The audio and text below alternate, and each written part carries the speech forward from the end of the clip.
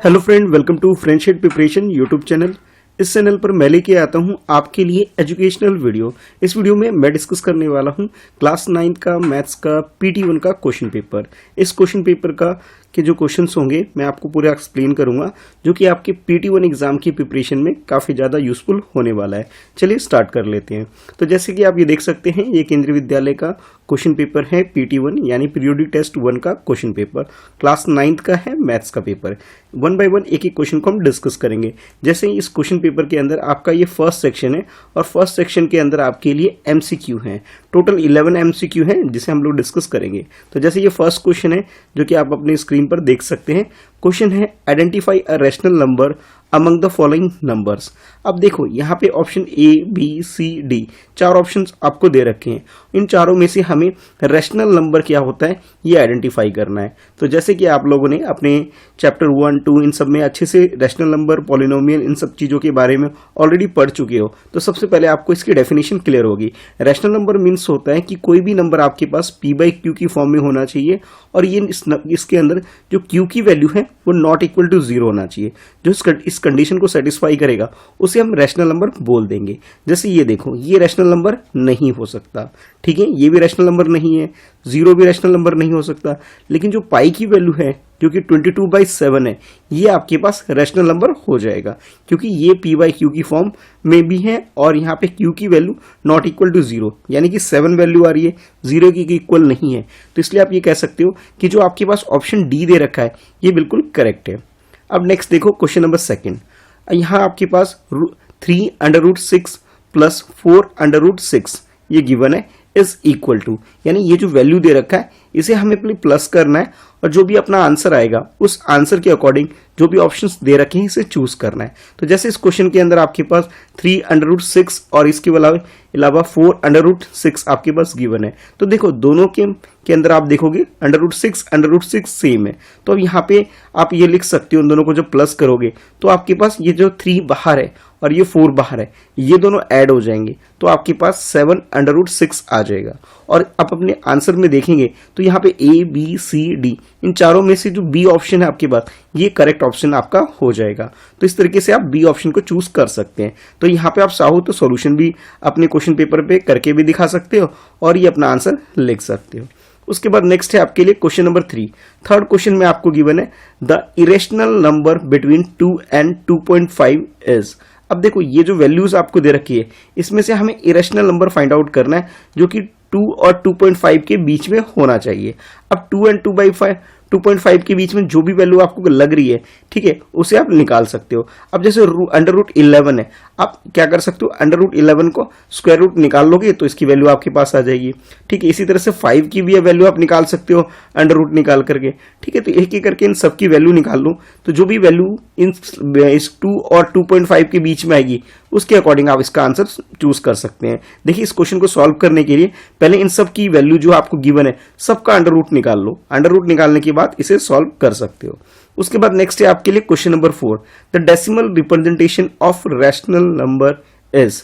अब देखो इस क्वेश्चन में आपसे बोला जा रहा है कि जब भी हमारे पास कोई डेसिमल नंबर होता है, ठीक है, उसको हम जब रिप्रेजेंट करते हैं रैशनल नंबर की फॉर्म में, जैसे यहाँ बोला जा रहा है, तो इस क्वेश्चन के अकॉर्डिंग आपके पास ये 4 ऑप्शंस गिवन है।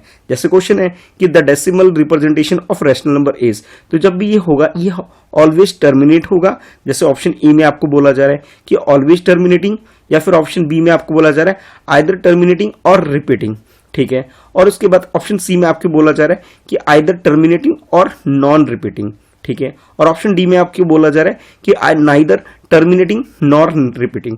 तो इसमें जो B ऑप्शन है ये बिल्कुल करेक्ट है, यानी कि जैसे आप डेसिमल नंबर जो भी होगा, ठीक है, और वो कैसा बता रहा है आपको, तो ये आपके पास टर्मिनेट भी हो सकता है कई बार, और कई बार ऐसा हो सकता है कि ये रिपीट भी होता चला जाएगा। तो इसके अकॉर्डिंग जो आपके पास ये ऑप्शन B है इसे आप चूज कर लोगे। नेक्स्ट देखो question number 5, the value of fx is equal to 5x - 4x² + 3 when x is equal to -1। अब देखो यहाँ पे एक पॉलिनोमियल आपको गिवन है जो कि fx की फॉर्म में है और इसकी वैल्यू है। यहाँ आपको क्या करना है, जो x की वैल्यू -1 है इसे पुट करना है और इसे सॉल्व करना है। तो इस क्वेश्चन को सॉल्व करने के लिए जो fx में x है, x की जगह हम क्या करेंगे, -1 फिल करेंगे, तो आपके पास fx की जगह f -1 हो जाएगा। तो 5x, x की जगह आप क्या रख सकते हो, -1 रख सकते हो। और ये आपके पास जो 4 है और इसके साथ जो x स्क्वायर है, यानी ये -1 का स्क्वायर हो जाएगा और +3। तो एक एक करके इसे सॉल्व कर लेते हैं।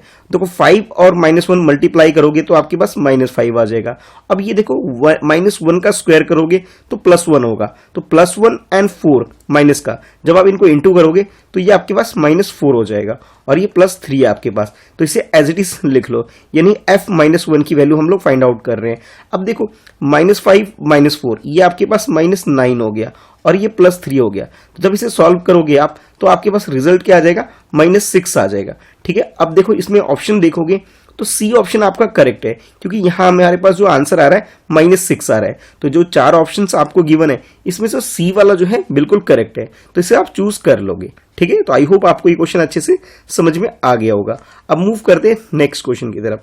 तो ये है आपके सामने क्वेश्चन नंबर 5 और इस क्वेश्चन में आपको बोला जा रहा है what is the degree of polynomial √3। अब देखो √3 जो आपके पास ये वैल्यू गिवन है इसके अंदर हमें डिग्री फाइंड आउट करनी है। तो जैसे ये √3 है इसे हम इस तरह भी लिख सकते हैं कि 3 पावर 1/2 लिख सकते हैं, यानी यहाँ पे जो 3 वैल्यू है इसकी आपके पास डिग्री आपको पता लग रही है, वो क्या है 1/2 है। तो देखो ये ऑप्शन आपको सी गिवन है, सी के अंदर आप देख सकते हैं 1/2 गिवन है। ठीक है, तो आप इसे चूज कर लोगे। कई बार क्वेश्चन में आपको कंफ्यूज करने के लिए ना ये जो रूट की वैल्यू है जैसे 1/2 दे रखा है और कई बार ये -1/2 देगा, तो यहां आपको ध्यान रखना है कि आपको चूज कौन सा करना है। ये इस क्वेश्चन में तो आपको कंफ्यूज नहीं किया जा रहा है, बहुत सिंपली आप इसे आंसर दे पा रहे हो। लेकिन कई बार ऐसा भी हो सकता है कि आपके पास ये 1/2 और -1/2, तो यहां आपको ध्यान रखना है। अब नेक्स्ट देखो question number 6, what is the zero of the polynomial px plus cx plus d। देखो यहाँ पे आपके पास जो px है एक पॉलिनोमियल गिवन है और इसकी वैल्यू आपके पास है cx प्लस d है। अब इसे सॉल्व करना है जब यहाँ पे ये पॉलिनोमियल 0 हो। इट मीन्स ये हुआ कि आपके पास जो ये px है, ठीक है, इस px को आप 0 पुट कर लो और इसे सॉल्व करके निकाल लो। तो ये आपके पास जो px है इसकी वजह मैं 0 लिख दे रहा हूं और ये cx प्लस d हो गया। ठीक है, अब यहाँ पे जो आपके पास ये जो वैल्यू है इसे हम सिंप्लीफाई कर लेते हैं, यानी x की वैल्यू निकालते हैं। तो ये जो d आपके पास प्लस में था साइड चेंज करोगे तो माइनस हो जाएगा और ये cx हो गया। और फर्दर इसे सॉल्व करोगे तो आपके पास यहाँ पे -d/c आ जाएगा x की वैल्यू। फर्दर आप इसे लिख सकते हो कुछ इस तरह से कि x is equal to -d/c। तो देखो इसके अंदर भी आपके पास जो सी ऑप्शन है बिल्कुल करेक्ट है, जो आपके आंसर के अकॉर्डिंग है -d/c। ठीक है, तो इस तरह से सी ऑप्शन आप चूज कर सकते हो। नेक्स्ट देखिए question number 7, the section form by horizontal and vertical lines determining the position of the point in a Cartesian plane is called. अब देखो कार्टेशियन प्लेन जो होता है आपके पास ये कुछ इस टाइप का होता है, जहां पे ये आपके पास x एक्सिस होता है आपके पास और ये आपके पास y एक्सिस होता है। अब इस क्वेश्चन को दोबारा पढ़ते हैं। इस क्वेश्चन में आपको बोला जा रहा है द इंटरसेक्शन फॉर्म्ड, यानी कि जो इंटरसेक्शन होगा यानी x एक्सिस और y एक्सिस, यानी जो हॉरिजॉन्टल लाइन है और जो वर्टिकल लाइन है। हॉरिजॉन्टल लाइन का मतलब होता है x एक्सिस ये वाली लाइन, वर्टिकल लाइन का मतलब हो रहा y एक्सिस। इन ये जहां पे भी इंटरसेक्ट करेंगे, ठीक है, तो ये इंटरसेक्ट कहां पे करेंगे, कुछ यहां पे करेंगे। तो जैसे आप क्वेश्चन में बोला जा रहा है the section form by the horizontal and vertical line determine the position of a point in Cartesian plane is called.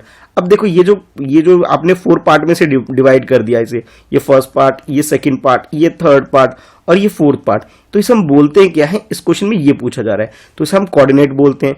ये हमारा आंसर हो जाएगा। बाकी कुछ और भी चीजें जो आपको पता होना चाहिए, ये जो इंटरसेक्शन पॉइंट आता है दोनों एक्सिस का, इससे बोला जाता है ओरिजिन। ठीक है, तो आपको ओरिजिन ध्यान में हो गया।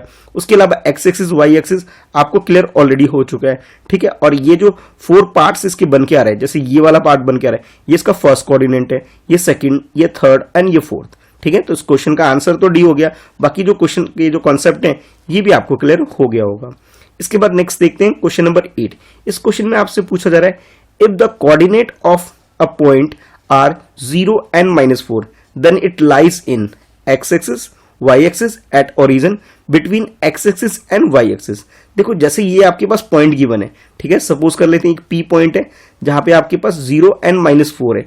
0 and -4 का मतलब ये हुआ अगर हम इसे इस किसी भी P x y पॉइंट से कंपैरिजन करेंगे तो हमारे पास x की वैल्यू क्या आ रही है, 0 आ रही है, y की वैल्यू क्या आ रही है, -4 आ रही है। तो अगर इसे हम किसी ग्राफ में से ड्रॉ करूं मैं, तो x की वैल्यू 0 है, इट मीन्स ये हुआ x की वैल्यू 0 होने का मतलब ये हुआ कि ये y एक्सिस के ऊपर ही आएगी। कैसे पता लगा? क्योंकि x की वैल्यू 0 कब होती है, y एक्सिस के ऊपर होती है। ठीक है, तो डायरेक्टली आप आंसर बता सकते हो कि सर इसका जो आंसर हो जाएगा वो क्या हो जाएगा कि भाई ये आपके पास ये ऑप्शन बी हो जाएगा, यानी यहीं पे x की वैल्यू 0 होती है। ठीक है, तो ऑप्शन आप चूज कर सकते हो, ऑप्शन बी हो गया आपके पास। नेक्स्ट देखो question number 9, the point which lie on y axis at a distance of 5 unit in the negative direction of y axis is. अब जैसे इस क्वेश्चन में आपको इंस्ट्रक्शन गिवन है उसके अकॉर्डिंग छोटा सा एक ग्राफ बना लो। ये आपके पास ये x एक्सिस है और ये आपके पास y एक्सिस है। अब देखो y एक्सिस ऊपर तो पॉजिटिव होता है और नीचे आपके पास क्या होता है, नेगेटिव में होता है, और ये आपका ओरिजिन पॉइंट O मान लेते हैं। ठीक है, जो सेंटर में हो गया। अब जैसे इस क्वेश्चन में बोला गया the point which lies on y axis, ठीक है, y एक्सिस के ऊपर आएगा at a distance of 5 unit. Okay, और ये किस डायरेक्शन में, नेगेटिव डायरेक्शन में। नेगेटिव डायरेक्शन का मतलब हुआ नीचे की तरफ। 5 है तो 5 यहां नीचे कहीं पे आ जाएगा। ठीक है, और यहां पे इसी के ऊपर ही आ जाएगा। जैसे आपको यहां बोला गया कि ये क्या है, y एक्सिस के ऊपर पॉइंट आएगा। ठीक है, y एक्सिस के ऊपर पॉइंट आने का मतलब ये हुआ कि x की वैल्यू जो है यहाँ पे 0 हो जाएगी। ठीक है, x की वैल्यू 0 हो जाएगी और y की वैल्यू आपके पास क्या है, -5 हो गया। तो ये पॉइंट कुछ इस टाइप का हो जाएगा, 0 एंड -5। अब देखते हैं ऐसा कोई ऑप्शन हमारे पास है क्या। तो अगर इस क्वेश्चन को ध्यान से देखोगे तो डी में आपके पास ये ऑप्शन क्रिएट होता है कि x की वैल्यू 0 है, y की वैल्यू -5, तो आप डी ऑप्शन को चूज कर लेंगे। ठीक है, अब नेक्स्ट देख लेते हैं क्वेश्चन नंबर 11, 10 पहले करेंगे, 11 उसके बाद। कि अब यहाँ पे असर्शन गिवन है आपके पास, the constant polynomial 0 is called zero polynomial. अब देखिए जीरो पॉलिनोमियल की मीनिंग क्या होती है, पहले हमें ये पता होना चाहिए। जब भी आपके पास ना कोई भी पॉलिनोमियल गिवन हो और उसमें जो वेरिएबल होगा उस वेरिएबल की पावर अगर 0 होती है तो उसे हम जीरो पॉलिनोमियल बोल देते हैं। जैसे फॉर एग्जाम्पल मैं ऐसे लिख लेता हूं कोई भी एक नंबर, जैसे x⁻0 + 10 लिख लिया मैंने, या कुछ भी लिख सकते हैं, बस x की पावर 0 हो गई। अब ये 0 है, कई बार ये 0 मैंने यहां आपको लिख के दिखा दिया कि 5 × x⁻0, तो आप समझ गए। लेकिन कई बार क्या होगा 5 + 10 या -10 या सिंपली कुछ भी -15 कुछ भी ऐसे आ जाए, तो यह अंडरस्टूड है कि यहाँ पे x इंटू में हो जाएगा। ठीक है, और ये 0 x की पावर 0 है तो 1 आ गया। तो यहाँ पे आपको ये पता होना चाहिए कि कोई भी पॉलिनोमियल जहां पे x की वैल्यू 0 होगी, यानी कोई भी वेरिएबल की वैल्यू 0 होगी, तो उसे हम जीरो पॉलिनोमियल बोल देते हैं।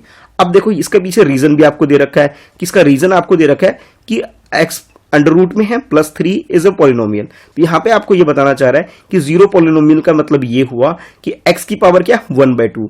अंडर रूट का मतलब होता है पावर क्या होती है, 1/2 होती है। ठीक है, लेकिन मैंने अभी आपको डिफाइन किया कि जीरो पॉलिनोमियल मींस क्या होता है कि जब x की पावर 0 होती है। तो यहाँ पे असर्शन तो करेक्ट है, लेकिन जो इसका रीजन दे रखा है ये हमें रॉन्ग दे रखा है, और इसके अकॉर्डिंग अगर हम आंसर चूज करें तो जो सी ऑप्शन हमारे पास है, जैसे इसमें बोला जा रहा है कि assertion is true but the reason is false. इसका रीजन है, रीजन हमें गलत दे रखा है, और इसकी जगह होना ये चाहिए था कि जिसमें x की वैल्यू जो होगी, यानी कि जो आपके पास जो भी वेरिएबल होगा इसकी पावर 0 हो सकती है, या सिंपली कोई भी नंबर अगर हमें लिख के दे देते हैं इसके अंदर तो भी हम उसे कंसीडर कर लेते हैं। तो यहाँ पे अब जो आपके पास क्वेश्चन नंबर 10 है इसका आंसर आप चूज कर सकते हो ऑप्शन सी।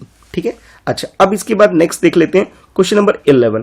11 क्वेश्चन में भी सिमिलरली जैसे 10th क्वेश्चन में था उसी के अकॉर्डिंग यहाँ पे आपको गिवन है असर्शन, और इसमें आपको बोला जा रहा है कि y⁻2 - 5 is a quadratic polynomial. अब देखो क्वाड्रेटिक पॉलिनोमियल की मीनिंग समझो।